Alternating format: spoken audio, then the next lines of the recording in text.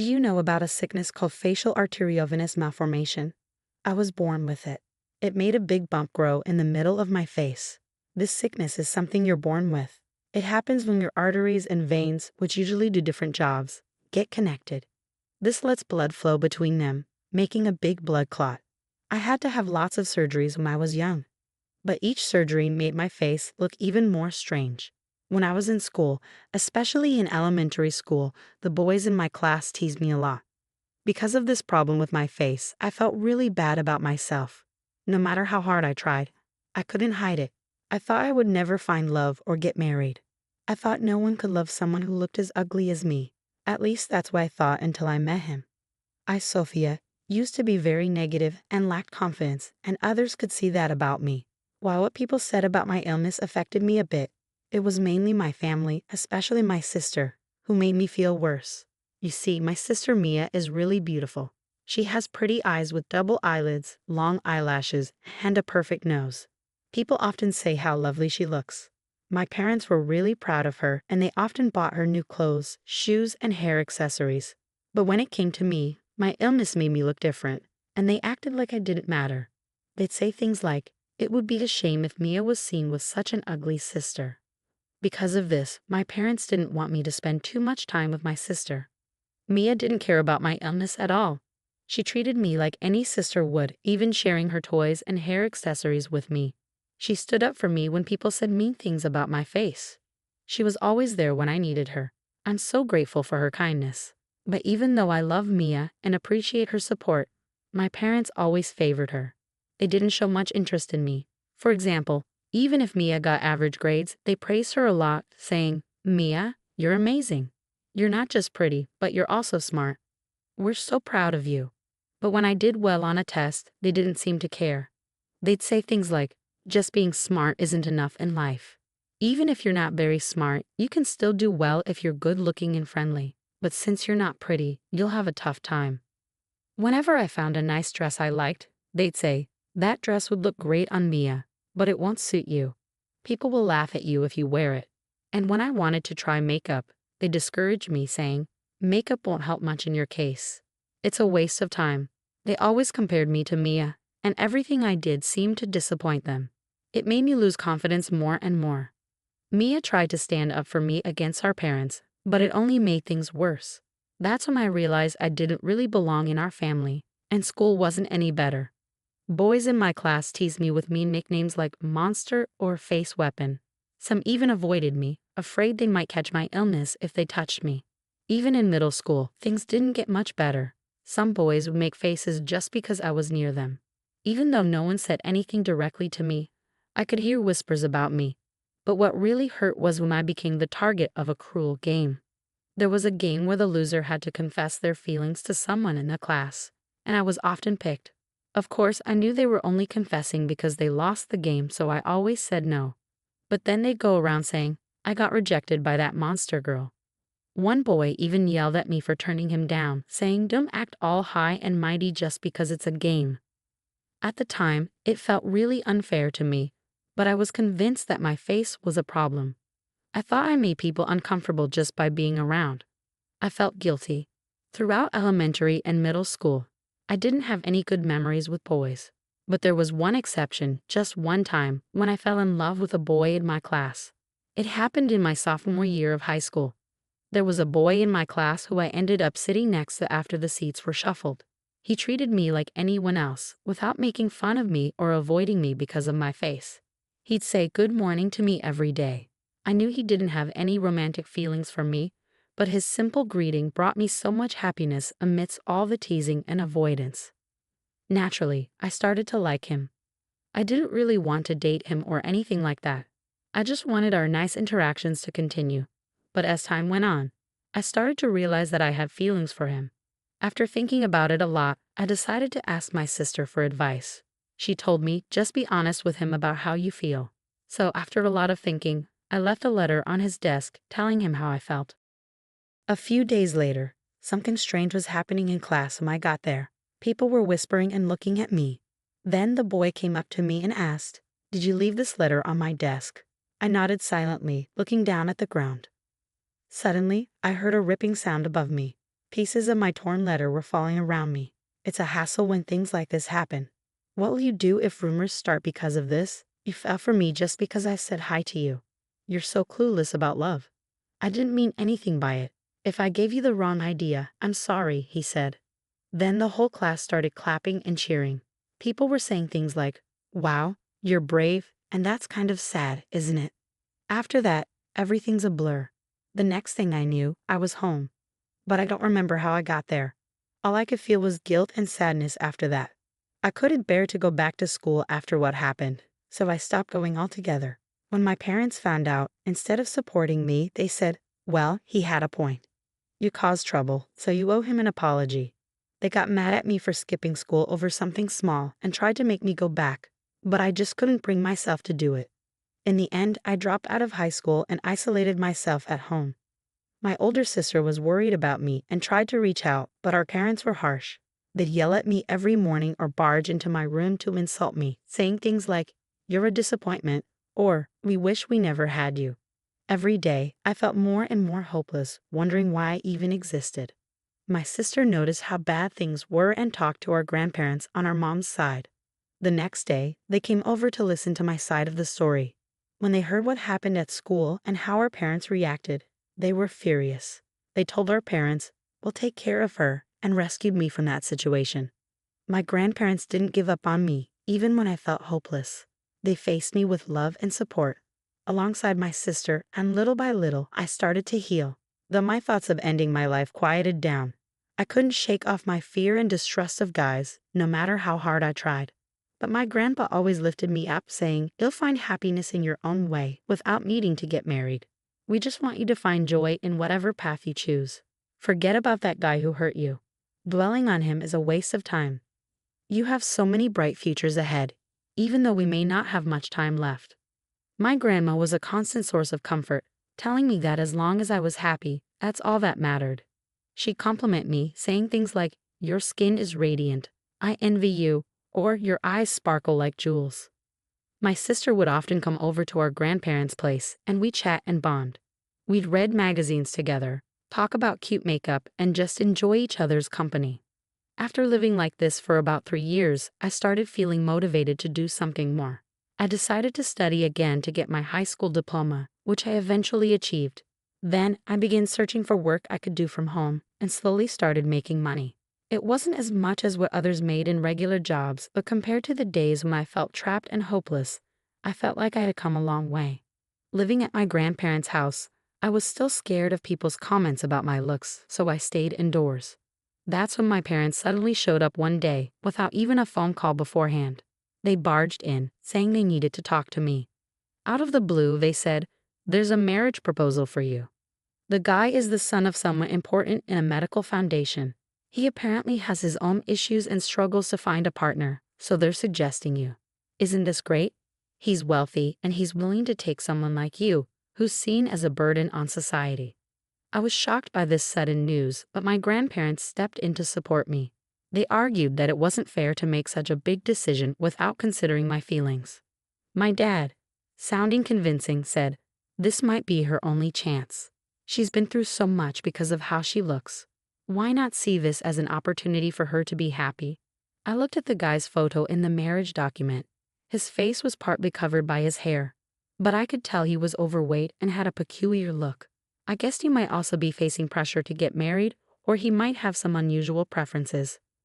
But even if I said no to the proposal, it seemed like negotiations with the other family were already happening. They were wealthy, and my parents would probably try to push me into the marriage. Despite my own feelings, I felt like I had to accept the marriage proposal to protect my grandparents from any potential trouble. When I said I would accept, my grandparents were shocked.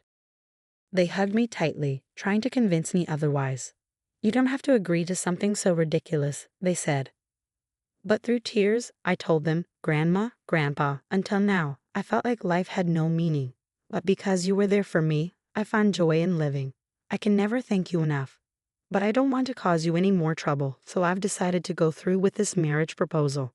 Maybe, like Dad said, this is my only chance. My grandparents cried silently and hugged me tightly. A few days later, I had to meet the guy from the proposal, Matthew, and his parents. I didn't expect this meeting to change anything. Matthew seemed shy and kept his head down. His hair covered most of his face and his skin looked rough. He spoke so softly that I sometimes couldn't hear him. During our meeting, he hardly looked at my face and answered questions with short sentences. I couldn't help but wonder, is this man really going to be my husband? He can barely hold a conversation. But I felt like I had no choice. Both sets of parents were so eager about the marriage, acting like it was already decided. I felt pressured, like I couldn't say no. Eventually, everything was arranged. As the son of a wealthy family, Matthew provided us with a luxurious apartment filled with expensive appliances and furniture. But our conversations didn't flow well. It was like he didn't even see me. He was so quiet all the time. His constant silence started to weigh on me, so I tried to start a conversation. "Why did you agree to this marriage, Matthew?" Surprisingly, he began to take off his shirt. Confused and panicked, I saw that his skin was red and inflamed. He explained, "I have a skin condition called psoriasis. It's not contagious, so don't worry. But because of how it looks, I've never had any romantic experiences. People even spread rumors that I had an STD, which isn't true. And because of my appearance, my parents don't want anything to do with me. They probably arranged this marriage to get rid of me. I'm sorry for dragging you into this." After he explained, he put his shirt back on and bowed deeply to me. I noticed some inflammation on his hairline, and I realized he was growing his bangs long to hide it. "I understand. Please don't worry," I said. "I'm in a similar situation." When he looked up, I told him everything about my past. Hearing my story about high school, he started to cry. "I can't believe someone would treat you like that. It must have been so hard for you. It's awful how people treated you," he said, getting angry on my behalf and offering me comfort. Despite going through his own struggles, Matthew cried and got angry hearing about my past. I couldn't help but think, how kind is this man? When I asked him, he blushed and smiled shyly, saying, "I was thinking the same thing." From that moment on, we spent the whole night sharing our life stories, crying, getting angry, and understanding each other. I tried to learn more about his skin condition and researched different treatments, including diet changes and supplements.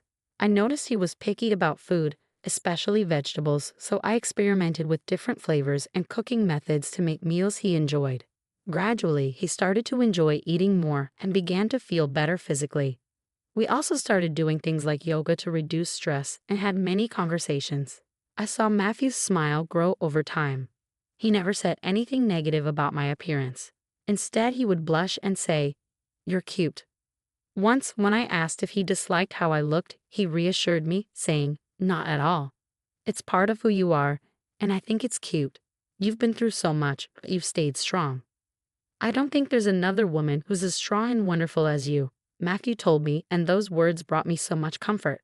Over the next few years, we worked on a plan to improve his skin condition. His inflammation started to calm down, and the redness on his hairline became less noticeable. Plus, with his disciplined lifestyle, he lost weight and transformed into a slim and handsome Matthew. I couldn't help but fall in love with him all over again when he trimmed his bangs. It suited him so well. Matthew, who used to be shy about his skin condition, said, "I feel a bit embarrassed to show Sophia." But as he gained confidence, people at his office started to see him differently. He hadn't told anyone about his disease before, thinking they wouldn't understand. But when he finally opened up, he was surprised that everyone accepted him. They even said, "Why didn't you tell us earlier? Trust us more." One day, as we were enjoying our time together, Matthew suddenly suggested, "Hey, what do you think about having a wedding ceremony?" Even though I had become a bit more positive since marrying him, the idea of facing a large crowd still scared me. When I hesitated, he reassured me, saying, "If you really don't like the idea, we don't have to do it." But I thought it would be a nice way to thank the people at my company who supported me. And it's all thanks to you, Sophia, that I can even think about this. The old me would have never considered a wedding because I was too ashamed of my skin condition. But with your help, my symptoms have improved, and I feel like I can face the future more confidently. His kind words touched me, and after thinking it over, I decided to take a step forward and agree to have a wedding ceremony. Since I didn't have many friends, I only invited my parents, grandparents, and my sister.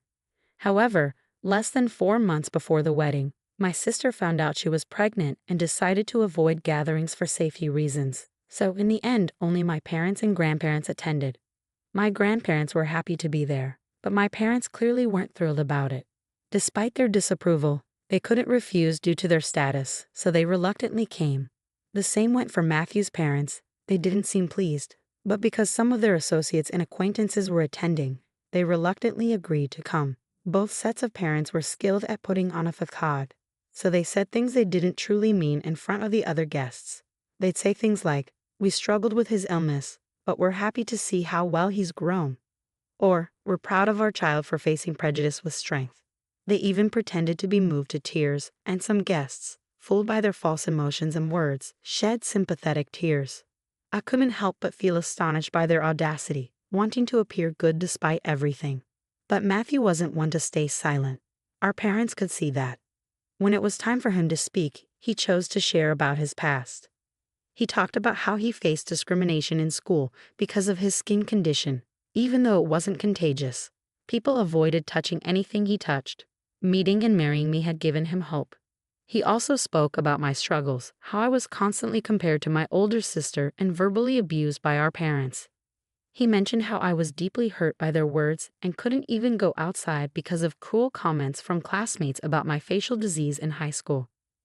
He also shared how he was berated by his parents for his skin condition, being called dirty repeatedly, and he showed proof of their mistreatment. With a determined resolve, Matthew played a recording of his parents' hurtful comments about his skin condition. The recording echoed through the venue, capturing awful statements like, "Your skin disgusts us," and "We regret having a child with such dirty skin." His parents tried to stop it, but it was too late. The stunned silence of the guests spoke volumes, and my parents looked uncomfortable as whispers spread around them.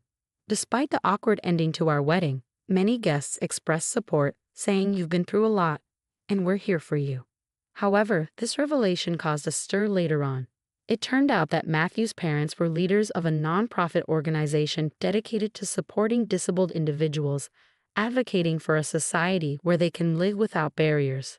The fact that they mistreated their own son, who had a skin condition, contradicted their organization's principles.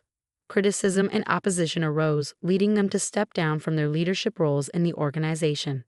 As for my parents, it came to light that they had accepted a hefty dowry to arrange my marriage to Matthew. They were branded as monsters who sold their own child for money by those around them.